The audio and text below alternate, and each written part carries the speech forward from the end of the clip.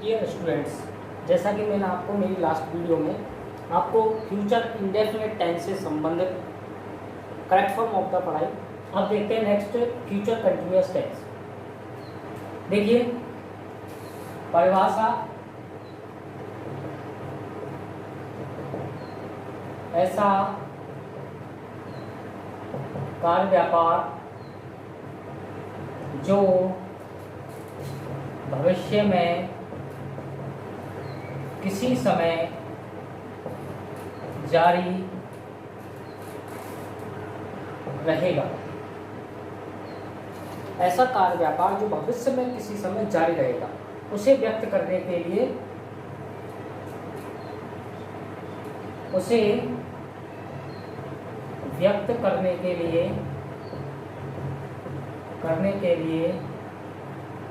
Future continuous tense का use करते हैं।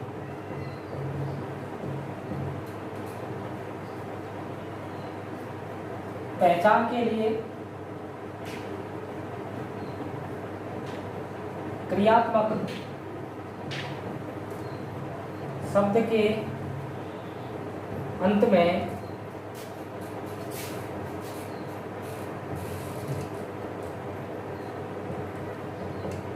रहा होगा, रही होगी,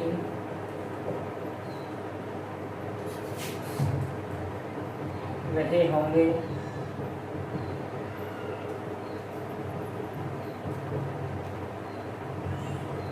रहा होगा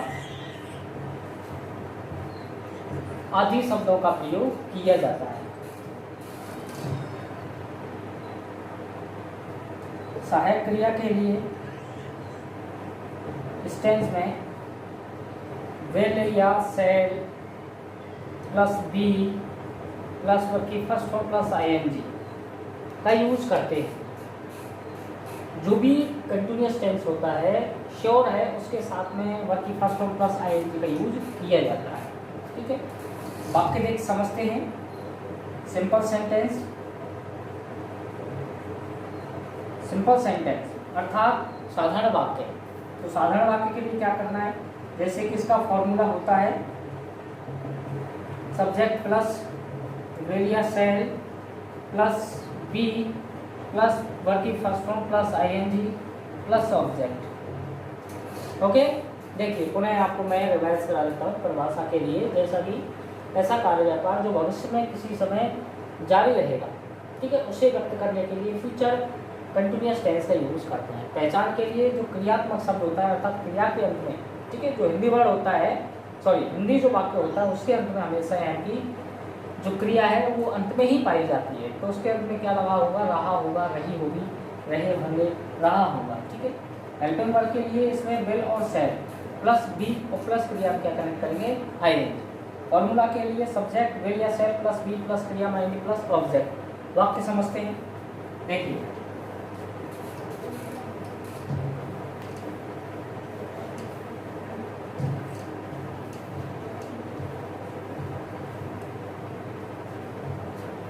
वाक्यों के लिए जैसे I shall be waiting for her, जैसे आई में शैल बी वेटिंग इंतजार कर रहा हूँगा, फॉर हर उसके लिए, he will be playing cricket, जैसे ही वह विल बी प्लेइंग क्रिकेट, वह क्रिकेट खेल रहा होगा। I shall be waiting for her, मैं उसके लिए इंतजार कर रहा हूँगा। नेगेटिव के लिए देखेंगे, नेगेटिव सेंटेंस फॉर्मूला होता है इसका सब्जेक्ट प्लस विल या shall plus not plus be plus verb की फर्स्ट फॉर्म प्लस आईएनजी। नकारात्मक वाक्य बनाने के लिए जो हेल्पिंग वर्ब है श्योर है उसके बाद ही नॉट का यूज किया जाता है। ठीक है, अब देखते हैं आगे वाक्य जैसे I shall not be waiting for her. Not कहाँ लगाया? हेल्पिंग वर्ब के बाद। तो I shall not be waiting for her, मैं उसके लिए इंतजार नहीं कर रहा हूँगा। He will not be playing cricket, वह क्रिकेट नहीं खेल रहा होगा। ठीक है, तो नकार वाक्य के लिए श्योर है। साधारण वाक्यों में साधारण जो वाक्य होते हैं, ठीक है, उसमें केवल जो नोट है वो नहीं होता है। जब नेगेटिव वाक्य बनाएंगे, देखिए यहाँ पर देखिए नोट का यूज नहीं हुआ है सिंपल सेंटेंस में, लेकिन जब नकारात्मक वाक्य बनाते हैं तो उसमें क्या यूज हो जाता है? नोट शब्द का यूज किया जाता है। ठीक है, बात करते हैं इंटरोगेटिव सेंटेंस। इसके लिए फॉर्मूला विल या shall plus subject plus be plus verb की first form plus ING plus object plus question mark. WS शब्द रखें तो डब्ल्यूएस शब्द प्लस विल या shall plus subject plus be plus verb की first form plus ING plus object plus question mark. प्रश्नवाचक वाक्य बनाने के लिए जो हेल्पिंग वर्ब है उसका यूज शुरुआत में करते हैं। ठीक है, और यदि वाक्य का भाव यदि डब्ल्यूएस शब्द में आ रहा है तो श्योर है कि जो डब्ल्यू शब्द है वो आपका सी में रखा जाएगा। ठीक है, ये रहा फॉर्मूला। अब नेक्स्ट देखते हैं इसके सेंटेंस।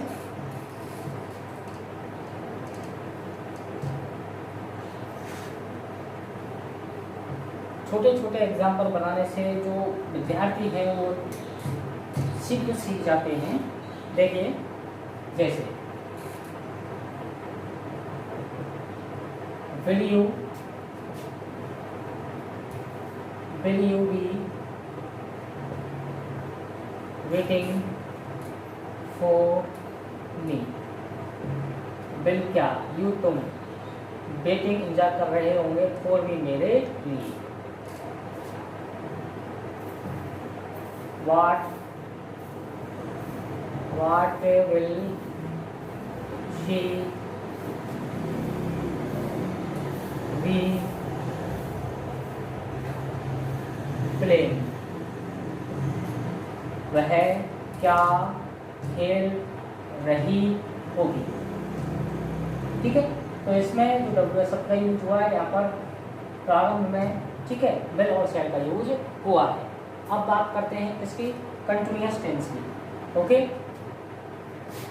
कंटिन्यूअस टेंस में correct form of the verb भरने की। ठीक है, देखिए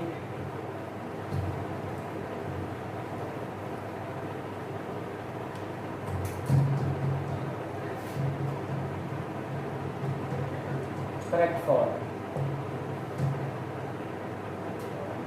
तो रूल देखिए इसका। यदि वाक्य में एट दिस टाइम या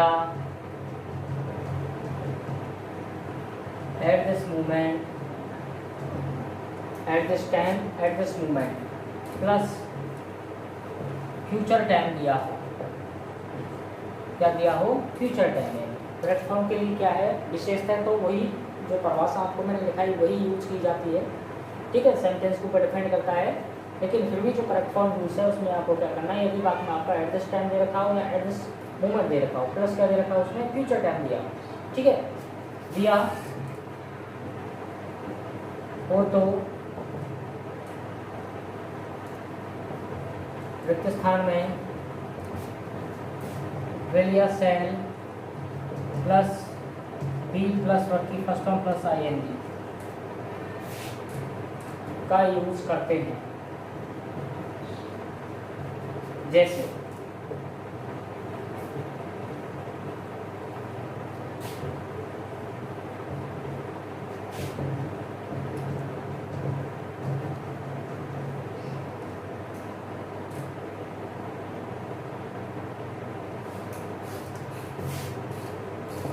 at this time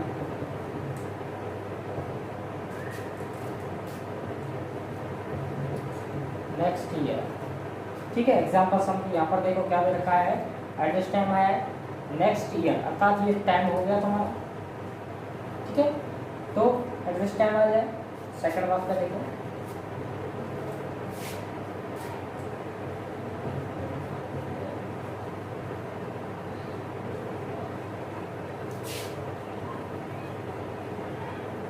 at this moment tomorrow. वाक्य देखो, इसमें दे रखा है तुम्हारा एट दिस टाइम, यहाँ पर क्या यूज हुआ है, टुमारो शब्द। इसमें आपका एट दिस टाइम प्लस क्या हुआ है आपका नेक्स्ट ईयर, अर्थात फ्यूचर टाइम दे रखा है, तो श्योर है उसमें यूज करेंगे किसका, विल और शैल प्लस बी प्लस क्रिया में आएंगे। यहाँ पर यू दे रखा है तो यू के साथ यूज करेंगे किसका, विल का, प्लस बी क्रिया में ऐड करना है आपको आईएनजी, तो हो जाएगा आपका reading. You will be reading, तुम पढ़ रहे होंगे इन दिस क्लास, इस कक्षा में, एट दिस टाइम इस समय, नेक्स्ट ईयर अगले वर्ष, अर्थात अगले वर्ष तुम इस कक्षा में पढ़ रहे होंगे। ठीक है, नेक्स्ट देखेंगे आई आ रहा, आई के साथ यूज करेंगे किसका, शैल बी वेटिंग, आई में शैल बी वेटिंग इंतजार कर रहा होगा फॉर हर, उसके लिए, एट दिस मोमेंट इस समय, टुमारो कल, कल इस समय में उसके लिए इंतजार कर रहा होगा। तो अर्थात जो फ्यूचर कंटिन्यूअस टेंस है उसका यूज जो है वो ऐसे वाक्यों के लिए किया जाता है जो यानी कि भविष्य में, यानी कि किसी समय यानी कि जारी रहेंगे, चलेंगे। ठीक है, जो रनिंग अवस्था में होंगे, और वो भी कार्य ऐसे होने चाहिए जो कैसे हों, टेम्पररी यानी कि अस्थायी रूप से होने चाहिए। ओके, थैंक यू, धन्यवाद।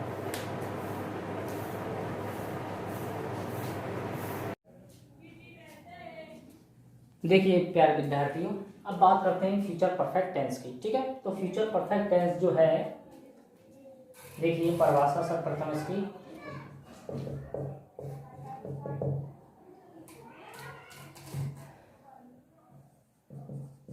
भविष्य में किसी समय या किसी निश्चित समय किसी कार्य के होने की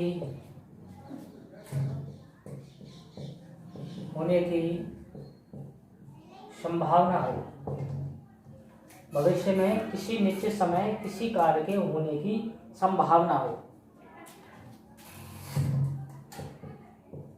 उसे व्यक्त करने के लिए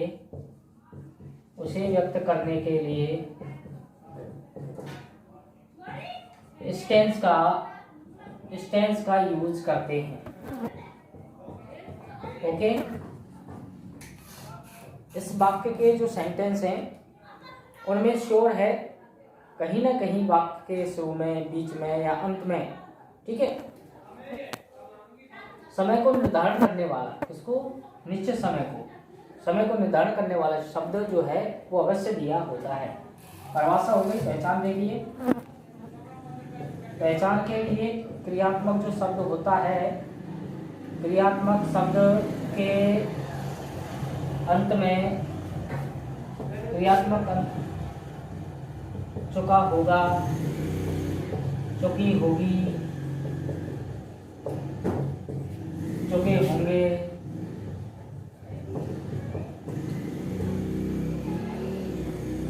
चुका होगा आदि दिया होता है। ठीक है, पहचान के लिए क्रियात्मक शब्द के अंत में चुका होगा, चुकी होगी, चुके होंगे, चुका होगा आदि शब्द दिए होते हैं। हेल्पिंग वर्ब के रूप में, सहायक क्रिया के रूप में आपको यूज करना है विल या shall plus have plus be third. ठीक है, तो विल या shall plus have plus be third का यूज करते हैं। अफर्मेटिव सेंटेंस अर्थात सिंपल सेंटेंस का फॉर्मूला समझते हैं। देखिए, तो फॉर्मूला होता है सिंपल सेंटेंस का, सब्जेक्ट विल या shall plus have plus be third plus object. Okay, तो जो साधारण वाक्य है उसमें विल और सेल प्लस हैव दोनों के साथ, विल और सेल के साथ दोनों के साथ में हैव का यूज करेंगे, plus third form plus object का यूज करते हैं। वाक्य समझते हैं। देखिए,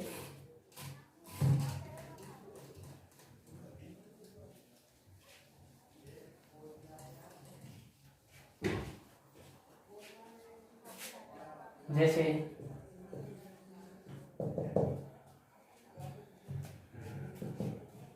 I shall have finished this work by Monday। तो आई मैं शैल है फिनिश समाप्त कर चुका हूँ दिस वर्क इस कार्य को बाय मंडे यानी कि सोमवार तक। तो मैंने आपको अभी बताया था कि इस टेंस में अर्थात फ्यूचर परफेक्ट टेंस में यानी कि समय को निर्धारित करने वाला शब्द अवश्य आता है। तो इसमें मंडे शब्द दे रखा है, समय यहाँ पर देखिए क्या दे रखा है, बाई शब्द। तो बाई का तात्पर्य होता है तक। इस टेंस के वाक्यों में बाई का यूज किया जाता है। यहाँ पर देखिए दूसरा sentence, Ram will have read this lesson by 3 days।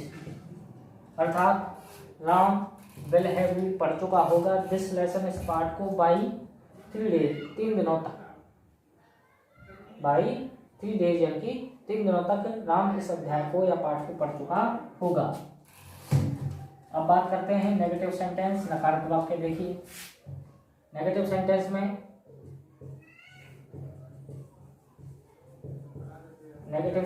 में